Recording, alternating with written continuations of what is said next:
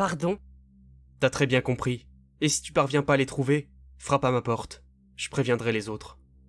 Jack a marmonné ces derniers mots comme si Claire ne devait pas les entendre. Or, elle avait très bien entendu. Figé dans le couloir, la jambe droite vers l'avant et la gauche vers l'arrière, je craignais de perdre l'équilibre en maintenant cette position, mais aussi de faire trop de bruit en poursuivant mon chemin. Qui ça? Et pourquoi je dois lâcher le chien? Si un de ces gosses se barre, il n'ira pas bien loin. Cesse de poser des questions. La violente réponse de Jack m'a fait sursauter. Dans un mouvement de recul, je me suis entravé dans mes chaussons et ai manqué de m'affaler sur le sol. Heureusement, je possédais des guiboles élastiques. Malheureusement, mon mouvement digne d'un éléphant dans un magasin de porcelaine a alerté l'attention des animateurs. J'ai entendu un chut très discret. Sans perdre de temps, j'ai regagné ma chambre en trottinant, avant de refermer la porte avec délicatesse. De nouveau blotti dans mon lit, je ne savais plus quoi penser. Tant de questions se bousculaient dans mon esprit. J'étais à la fois intrigué et terrorisé. Étais-je paranoïaque? M'imaginais-je des choses? C'était affreusement frustrant. Soudain, j'ai vu la porte de notre chambre s'ouvrir tout doucement, puis un faisceau de lumière dorée a parcouru la pièce en s'attardant sur nos lits. Lorsque la lumière est passée sur mon visage, j'ai tout fait pour ne pas grimacer, malgré le fait qu'elle traversait mes paupières et me brûlait les yeux. Pourquoi avais-je choisi le lit du bas? Ah oui! J'étais très bougeon dans mon sommeil. Je craignais que le faisceau se fiche sur moi, comme pour m'accuser de l'infraction que je venais de commettre. Mais il a poursuivi son inspection avant de disparaître dans la pénombre. La porte refermée, j'ai rouvert les yeux. Mon visage dégoulinait d'une transpiration chaude et salée. Dehors, au milieu d'un ciel obscur tranché par les rayons de la lune, brillaient de magnifiques étoiles. Pourquoi lâcher le chien? Et qui sont ces autres? Ai-je mal interprété cette conversation? Ce n'étaient pas mes oignons. Et puis j'étais crevé. Je devais balayer ces questions de mon esprit pour dormir afin d'être en forme pour demain. Qu'est-ce qui nous attendait? Je n'en avais pas la moindre idée. J'étais loin d'imaginer ce qui nous tendait les bras. Lorsque Jack a ouvert la porte, j'ai bondi de mon lit en un sursaut désinvolte et me suis cogné contre le lit de Roddy. « Aïe, ça fait un mal de chien !» me suis-je exclamé intérieurement tout en massant le haut de mon crâne. La pièce baignait dans la lumière aveuglante du soleil. J'ai dû plisser les yeux pour les garder ouverts tant tout me paraissait brillant. Debout dans l'encadrement de la porte, Jack me contemplait avec un sourire en coin. « C'est ce qu'on appelle un réveil fracassant, mon garçon !» Cela ne m'a pas fait rire. « Allez, debout les gars, au pas de course! Une grosse journée vous attend !» J'ai vu Aurélien remuer dans son lit. Il paraissait mal gratté. Ses cheveux trônaient tel un énorme buisson au-dessus d'un visage grimaçant. Il a glissé ses jambes dans le vide, avant de contempler l'animateur avec un regard livide. « Qu'est-ce qu'on va faire ?»« Vous verrez !» Jack a tourné les talons avant de réveiller les autres chambres. Roddy et Gatien se sont réveillés simultanément. Gatien semblait en pleine forme, mais Roddy traînait des pieds. Il disait avoir très mal dormi. Bien évidemment, Aurélien, subitement d'excellente humeur, l'a gentiment taclé en subodorant que ses parents lui manquaient. Une fois tous habillés, nous avons gagné le couloir avant de nous mettre en rang 2 par 2. Au sein de notre petit groupe, les humeurs étaient partagées. Certains et certaines étaient agréablement joyeux, tandis que d'autres étaient bien irrités. Non loin du rang, les animateurs nous sondaient avec d'étranges expressions toutes différentes. La plus étrange était celle d'un gars légèrement boutonneux, arborant une coupe au bol raté.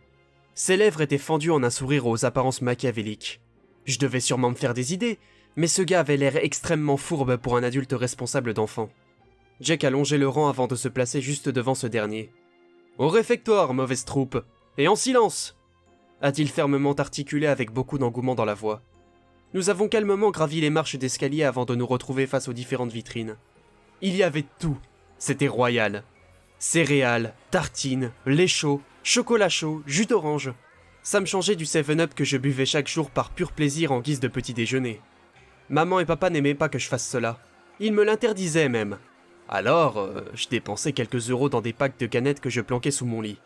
Oui, c'était totalement stupide et dangereux, mais j'étais complètement accro au 7-Up. Mes copains d'école étaient en partie responsables de cette addiction. Quelques agents chargés de confectionner les repas travaillaient durement sans nous prêter attention. Tous vêtus de blouses blanches, de charlottes parfois mal ajustées et de pantalons cul-de-poule, ils se tenaient à distance des vitrines et s'affairaient à la préparation d'une étrange mixture. J'ai brièvement tenté de zioter une partie de la préparation, mais j'ai été bousculé par un garçon impatient qui m'a foudroyé du regard. Installé sur notre table face à un bol de céréales, mes pensées se dirigeaient tantôt vers l'activité d'aujourd'hui, tantôt vers la conversation entre Claire et Jack. j'ai finalement été coupé par le chahut d'Aurélien qui venait de balancer une cuillère de céréales sur une table voisine. « Bon sang, qu'est-ce que tu fous ?» lui a braillé Gatien avec effarement. Sans lui prêter attention, Aurélien a fixé ses victimes avec un sourire narquois tout en plaquant son index contre ses lèvres. Malheureusement pour lui, les quelques garçons attroupés autour de la table ne comptaient pas garder le silence. L'un d'entre eux a levé la main avant de balancer notre table à l'un des animateurs. Oui, notre table entière. Choqués, mes acolytes et moi nous sommes regardés avec stupéfaction. « Hé, mais on n'a rien fait, nous !» ai-je rétorqué en manquant de renverser mon bol plein ras à la gueule. Le fameux gars au sourire narquois s'est approché avec un air sévère greffé sur le visage. « Pouvez-vous m'expliquer ce que vous fabriquez ?» Les mots s'étranglèrent dans ma gorge. Je n'ai pas pu répondre à sa question. Mais Rodi et Gatien, désespérés, ont tenté de nous défendre du mieux qu'ils pouvaient. « C'est pas nous, c'est Aurélien !» Ce dernier leur a lancé un regard noir tout en levant ses bras. L'homme s'est tourné vers lui avec intransigeance. « Eh bien, nous tenons notre premier puni, mais nous venons aussi d'obtenir notre premier trait sur le tableau. » À ce moment, je me suis senti terriblement mal pour Aurélien. Lui semblait bien plus irrité qu'attristé. L'animateur s'est dirigé vers le tableau qui avait été posté contre un mur et qui demeurait visible pour tous les enfants. Avec un geste désinvolte, il a dessiné un premier trait tout en faisant grincer la craie contre le tableau. Tout le monde a grimacé de douleur avant de contempler ce minuscule trait maladroit avec stupéfaction. L'homme est revenu à notre table et a lancé à Aurélien qu'il nettoierait le réfectoire pendant que nous serions dehors. « Quel est le programme du coup ? Quand commenceront les épreuves ?» l'a questionné Gatien avec impatience. Toujours énervé, le boutonneux lui a répondu avec nonchalance. « Après le petit déjeuner et après le déjeuner, je vous conseille de bien manger, car vous allez avoir besoin de force pour les surmonter. » J'ai senti mon cœur s'accélérer. En faisait-il des caisses ou disait-il vrai ? Je n'avais aucun moyen de le savoir. Nous avons déjeuné comme des loups tandis qu'Aurélien faisait de la soupe à la grimace. Je voyais à ses yeux qu'il nous en voulait énormément. Je le comprenais, mais il était hors de question que je me fasse punir par sa faute. Après le repas, ce dernier est resté au réfectoire tandis que nous autres nous sommes rués dans la cour.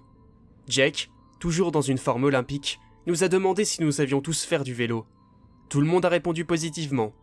Son sourire s'est agrandi. « Fort bien ! Direction le hangar ! Nous allons nous promener dans les bois. » Nous avons tous sauté de joie. Mon excitation était à son paroxysme. Je ne m'étais jamais promené en forêt, et encore moins en vélo. Maman m'avait appris à en faire à contre-cœur. Mais pour être sûr que je ne puisse pas me faire mal, elle m'avait acheté tout un équipement de protection qu'elle m'obligeait à enfiler chaque fois que nous sortions en vélo. Une fois dans le hangar, les animateurs nous ont prêté des engins adaptés à nos gabarits. J'ai reçu un VTT à 6 vitesses flambant neuf, ainsi qu'un casque rouge écarlate. Alors que je comparais mon vélo à ceux de Rodi et Gatien, j'ai vu deux gars enfourcher les leurs et commencer à faire des roues arrière au beau milieu de la cour. Acclamés par les autres, ils ont poursuivi leur figure avec fierté. « Venez, on fait une course en attendant les autres !» a proposé Rodi. C'est alors que Jack est sorti du hangar avec un visage fermé. « Hé, qui vous a dit de monter sur les bécanes ? Descendez tout de suite !» Les deux zigotos se sont exécutés avant de revenir vers nous. Tous les animateurs les ont contemplés avec une mine furieuse. « Pour la peine, vous aurez un trait sur vos pendus. Et vous avez de la chance que je vous laisse participer à cette randonnée. Le premier que je vois monter sur son vélo sans autorisation recevra un trait. C'est compris ? » Tout le monde a approuvé. Quelques minutes plus tard, les adultes nous ont autorisés à monter sur nos bécanes afin de nous familiariser avec. J'ai halluciné en voyant les vélos qui leur étaient réservés. Ils étaient bien plus beaux et bien plus performants que les nôtres. L'échauffement terminé, Jack a demandé à Claire et au boutonneux de nous suivre, puis nous sommes sortis par un petit portail situé non loin des anciens box à chevaux.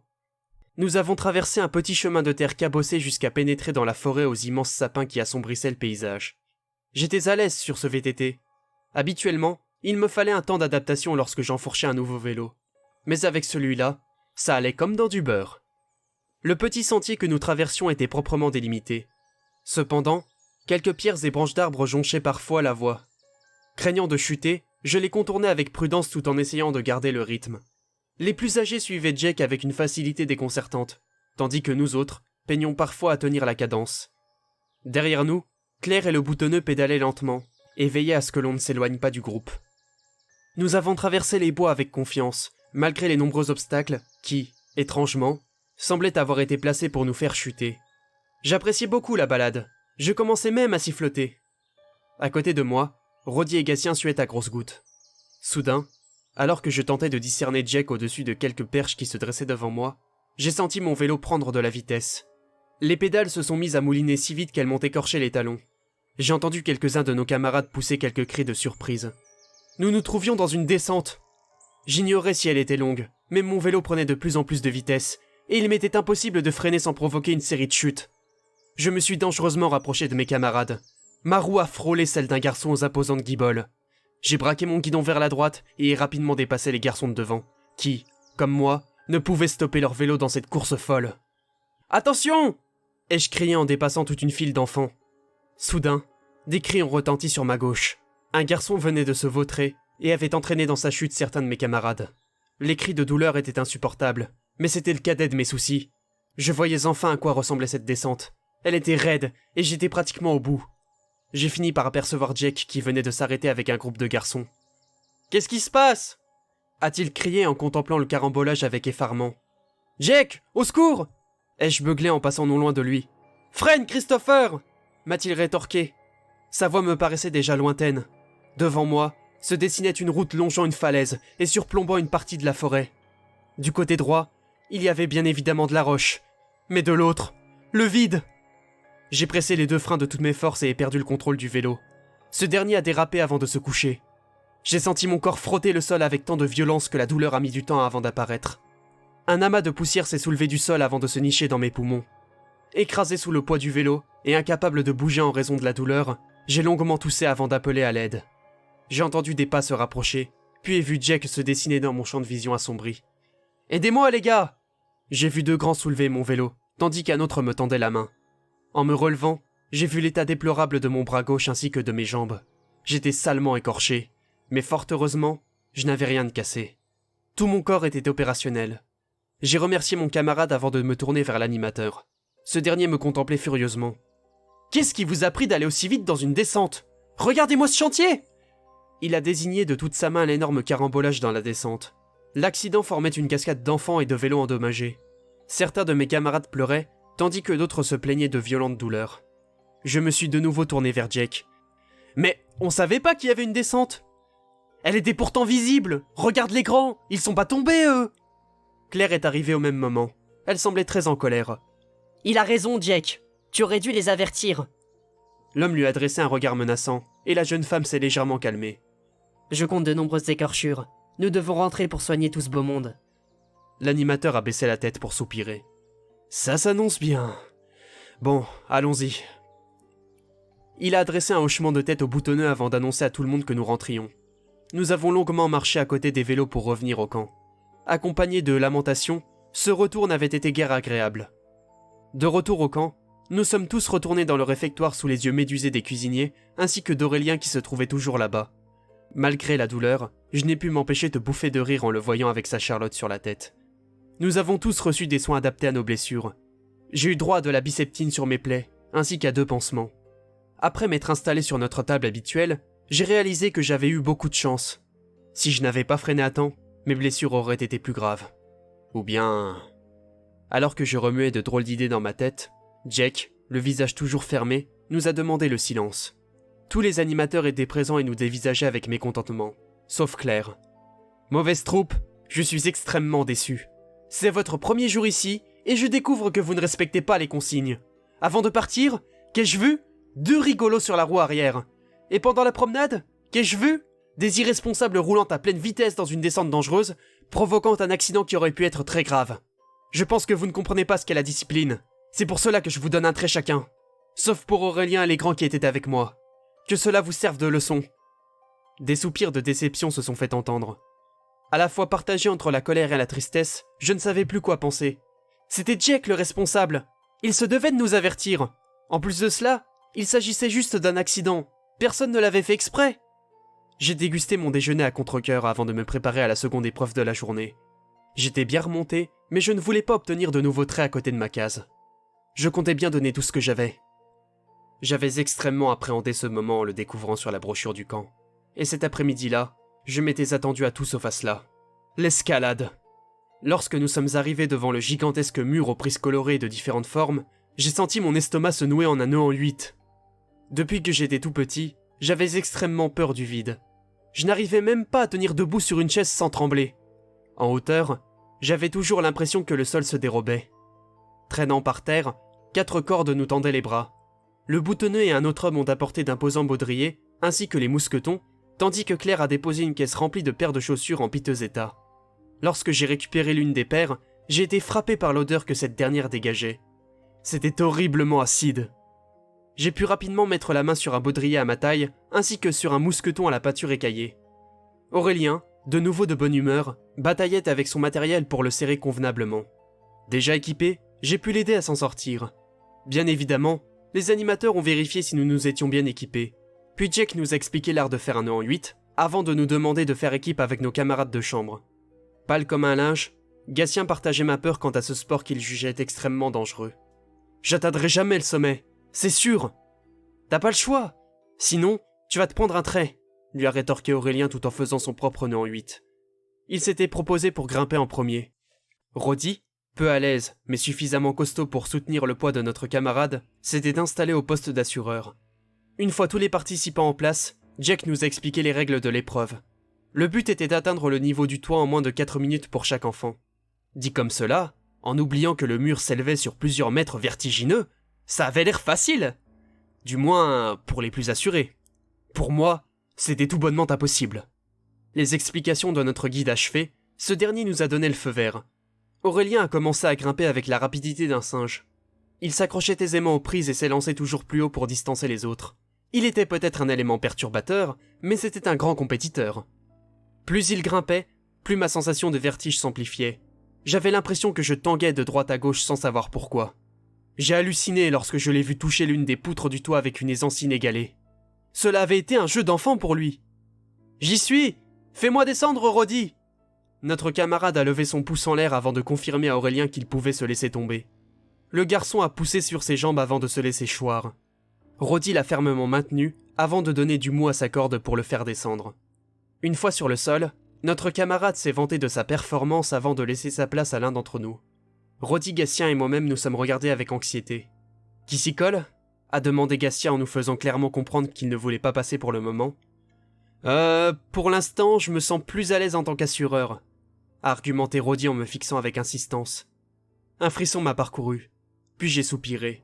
« Bon, d'accord, j'y vais. »« Tu vas voir, c'est pas si dur », m'a lancé Aurélien en me tendant la corde. Je lui ai demandé de l'aide pour faire mon nœud en 8 avant d'attendre le feu vert de Jake. Tremblant de la tête aux pieds, je sondais le toit avec découragement. J'allais échouer, c'était une évidence. Mes autres camarades attachés, Jake, armé de son précieux chronomètre digital, nous a donné le départ. Avec hésitation, j'ai empoigné 2 prises en forme de haricot juste au-dessus de ma tête, avant de poser mon pied droit sur le mur. J'ai lentement poussé sur ma jambe tout en tirant sur mes bras. Légèrement détendu, la corde ne me rassurait pas par sa sécurité. Mais à vrai dire, je ne supportais guère de ne pas avoir assez de mou, car j'avais toujours l'impression que l'assureur me faisait grimper contre mon gré. À côté de moi, les autres grimpeurs étaient déjà très hauts. À quelques centimètres du sol seulement, j'avais déjà l'impression de me trouver au sommet du mont Everest. « Allez, Christopher, tu vas y arriver !» m'ont lancé mes coéquipiers afin de m'encourager. J'ai encore poussé sur mes jambes pour me hisser un peu plus. Les prises suivantes m'ont paru à des distances démesurées. En raison de mon poids, mes bras tremblaient comme des baguettes. Je n'avais que très peu d'appui sur mes pieds, ce qui me faisait extrêmement peiner. Malgré tout, je me suis hissé un peu plus haut. Je ne pouvais pas me prendre un autre trait, je devais aller au bout de cette épreuve. Arrivé à un peu plus d'un quart du mur, la sensation de vertige a augmenté. Je me suis senti tomber. En regardant en bas, j'ai eu l'impression que mes camarades se trouvaient à plus de 200 mètres de moi. Je me suis figé. À côté de moi, quelques-uns de mes camarades descendaient tranquillement en rappel. J'étais l'un des derniers. Tout le monde m'attendait. Il ne restait plus qu'un autre garçon avec moi, et ce dernier était pratiquement au sommet. J'ai senti la corde se relâcher légèrement. C'était trop, je n'en pouvais plus. J'ai jeté un œil en bas. « Je veux descendre !» Jake est allé à la rencontre de mes coéquipiers, puis m'a fixé avec mécontentement. « Non, continue, Christopher !» m'a-t-il fermement ordonné. Au bout de moi-même, j'ai secoué la tête avec les larmes aux yeux. « Je peux pas, j'ai peur !» Cette réponse a mis Jake fou de rage. « Nous n'avons pas de place pour les peureux ici. Grimpe, mène-toi !»« Non !» ai-je crié avec un mélange de rage et de trouille. « Qu'est-ce que je fais ?» a questionné Roddy, totalement désemparé. « Laisse-moi faire !» a grogné Jake en saisissant la corde avant de tirer dessus. J'ai senti mon baudrier se resserrer. J'ai commencé à monter sans le moindre effort. Cependant, L'équipement commençait à m'écraser l'entrejambe. « Hé, qu'est-ce que tu fais ?» ai-je hurlé à l'animateur en sentant mon cœur battre la chamade. Le baudrier se resserrait encore et encore. Il m'écrasait également l'abdomen et me donnait envie de rendre mon déjeuner. Je me trouvais pratiquement à la moitié du mur, et mon vertige devenait insoutenable. « Faites-moi descendre !» ai-je hurlé en sentant mes bijoux de famille se compresser. Soudain, un cri strident a retenti, et ma montée s'est stoppée. Il provenait du sommet du mur. « Des frelons ! Des frelons !» a lancé le grimpeur en agitant ses bras pour repousser les insectes qui l'assaillaient. D'autres cris ont retenti au pied du mur. « Au secours ! Faites-nous descendre !» a hurlé le garçon en se balançant dans le vide. « Restez pas plantés là ! Bougez-vous !» a beuglé Jack sur nos autres camarades. Les jambes pendantes, j'ai senti la corde se relâcher brusquement. J'ai chuté sur plusieurs mètres avant d'être de nouveau maintenu par la corde. Roddy, au bord de la panique, ne parvenait plus à contrôler ses mains. Il me donnait beaucoup trop de mou. Mon visage ruisselait de larmes, et mon cœur s'apprêtait à sortir de ma poitrine. J'ai de nouveau chuté, et j'ai brutalement atterri sur le sol, me tordant la cheville au passage. L'autre garçon, toujours suspendu, se battait toujours avec les insectes qui bourdonnaient autour de lui. Une fois ce dernier au sol, nous nous sommes dépêchés de nous détacher. Je pensais que c'était terminé, mais je me trompais. Un gros bourdonnement a frôlé mon oreille droite. Instinctivement, je me suis écarté avec désinvolture. « Ils sont là !» a hurlé un enfant. D'autres frelons sont arrivés. Ils étaient si nombreux. Leur nid devait être immense tant il y en avait. Ils bourdonnaient tout autour de moi. Certains me heurtaient de plein fouet sans me piquer, tandis que d'autres se posaient sur moi. « À l'intérieur ! Vite !» a ordonné Jack en prenant la tête. Nous l'avons suivi jusqu'au bâtiment. Une fois tous à l'intérieur, il a refermé la porte, et plusieurs insectes se sont écrasés contre la porte. C'était un spectacle terrifiant. Nous sommes tous montés au réfectoire. Quelques-uns de nos camarades avaient été piqués, et la douleur était tant insoutenable qu'ils pleuraient toutes les larmes de leur corps. Mais celui qui avait été le plus piqué était le grimpeur qui avait provoqué leur fureur. Il avait le visage enflé à cause des piqûres. Les autres animateurs se sont précipités dans le réfectoire pour constater les dégâts. Ils ont longuement discuté tandis que la pièce était plongée dans un silence morbide. « Vous avez rien, les gars ?» ai-je chuchoté. Tous ont secoué négativement la tête. Nous l'avions échappé belle. Après de longues minutes de discussion, 2 animateurs ont pris en charge le garçon avant de disparaître dans les escaliers. Plongé dans mes pensées, je demeurais silencieux. Pourquoi n'avaient-ils pas remarqué ce nid de frelons sur le toit? N'entretenaient-ils pas leurs équipements? J'ai longuement réfléchi jusqu'à la fin de la journée. Je ne pouvais pas rester ici. Non, ce camp était beaucoup trop dangereux. Et puis, tous les adultes étaient bizarres. La conversation d'hier soir, la balade en vélo, l'escalade, c'était déjà trop. J'étais en train de risquer ma vie. Je devais appeler mes parents pour qu'ils viennent me chercher. Oui, voilà, c'était la seule et unique solution. J'allais tout leur expliquer. Et connaissant ma mère, ils allaient me récupérer dans la soirée. Elle allait bien évidemment me sermonner, même si ce n'était pas ma faute. Mais pour une fois, j'allais l'écouter sans lever les yeux au ciel. J'ai donc décidé de réclamer à téléphoner. Pour cela, je devais obligatoirement passer par le directeur. Jack nous avait ordonné de rester dans nos chambres pour l'après-midi, le temps que quelqu'un s'occupe du nid de frelons. Alors que je descendais vers le hall, je me suis souvenu que le directeur n'avait pas parlé des différents moyens pour contacter nos parents. Bah, il possédait bien un téléphone. Et puis, il ne pouvait pas me refuser un coup de fil. Il fallait bien que je donne des nouvelles. J'ai donc poursuivi mon chemin jusqu'au bureau de l'homme que nous n'avions pas revu depuis la veille. Son local se trouvait vers l'entrée. C'était l'une des 2 portes que Jack avait esquivées. Celle de gauche. J'ai frappé et attendu une réponse. Rien. J'ai recommencé. Toujours rien. Je me suis impatienté. Il fallait que je les contacte au plus vite. J'ai donc pressé la poignée et me suis attendu à ce que la porte ne s'ouvre pas. Elle s'est ouverte. La pièce baignait dans l'obscurité. J'ai cherché à tâtons un interrupteur sur le mur et ai fini par le trouver. Une ampoule a clignoté au-dessus de ma tête avant d'éclairer de sa faible lueur jaunâtre. Le bureau du directeur était proprement rangé, bien qu'un peu poussiéreux. On aurait dit qu'il ne s'y était pas rendu depuis bien longtemps. J'ai rapidement trouvé le téléphone. Ce dernier se trouvait sur un petit présentoir en verre à côté d'une immense bibliothèque. Avec des gestes désinvoltes, j'ai dégainé le combiné avant de composer le numéro de mes parents. Cela fait, j'ai approché le haut-parleur de mon oreille et ai prié pour qu'il réponde. Il y a eu 2 tonalités, puis une voix féminine m'a demandé de confirmer mon identité. J'ai blanchi instantanément. Je m'appelle Christopher Weimer. Je veux parler à mes parents, s'il vous plaît. Il est interdit aux enfants du camp d'utiliser le téléphone. Veuillez raccrocher immédiatement. Attendez, c'est urgent, je dois à tout prix les joindre. Veuillez raccrocher immédiatement. A répété la voix avec plus d'insistance. C'est alors que j'ai senti des yeux froids se poser sur moi. Tous mes poils se sont hérissés, et un courant électrique a traversé mon corps. Que fais-tu ici, jeune homme ?